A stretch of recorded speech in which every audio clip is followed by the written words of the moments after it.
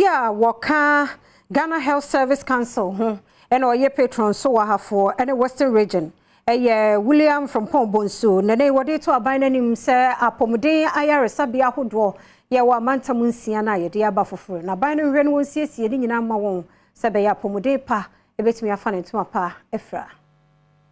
2022 ahafo regional annual health sector performance review in Shemu ase ya nanano ahemfo asofo banbo mu adwumayefo apomudin adwumayefo ene afoforo bi ekwohyiamu ewo goso ase ena William Premtobre Kasee a woyɛ council member ewo Ghana Health Service ekwase bi a wode sansemi ekutudwa wɔkyerɛ mu sɛ sanse wɔnum eni edan dodo ewo mantamu honom nti no emmoa emma apomudin ho nsɛm enkonkan ne senti ehu behia sɛ ne manimu yi a saa wo hawi aban ebema nani akɔho no wasiesie ama wo no newly created regions no yɛ baabi a sɛ wokɔ a yɛkɔ to no yɛhu sɛ wode tutu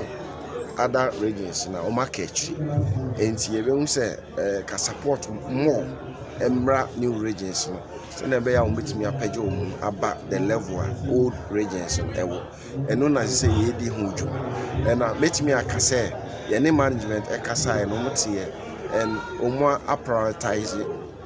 newly created regions no. Dr. Samuel Bola bi Deputy Director Clinical Care ewo ahafo ono so ne amane boni enkomo twetwemu ewo dwumadi na se no ene wodi tu dwa se afempinu ene adwunu mienu wonom bo wo homoden ewo tuberculosis malaria maternal deaths ene yare afoforo bi ho pa ya ne nyina agina enhyehye ahodo a wonom adigu akwan mu a eboa wonom. When you look at malaria, within the year, nobody died, no child died with malaria under 5. And then when you look at maternal deaths, we really improved. What are accounting for this? By our development partners helped us, and then we did a lot of quality improvement trainings. And these are some of the things we showcase here in our poster presentation.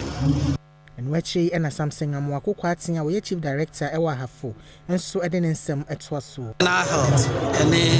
mortality rate because ni na ya dia